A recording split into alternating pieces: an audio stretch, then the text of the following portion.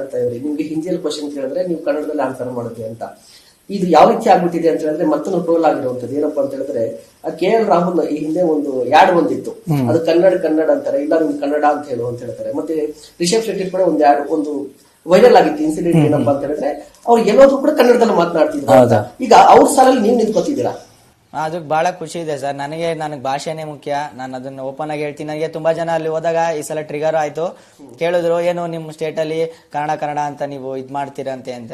ನಾನಂದೆ ನಿಮ್ ರಾಜ್ಯದಲ್ಲೂ ಅಷ್ಟೇನೆ, ನೀವು ನಮ್ ಸೌತ್ ಅಲ್ಲಿ ಎಲ್ಲೇ ಬಂದ್ರು ಅಷ್ಟೇನೆ, ನಮ್ ತಾಯಿ ಭಾಷೆ ಅದು. ನಾವು ಕನ್ನಡನೇ.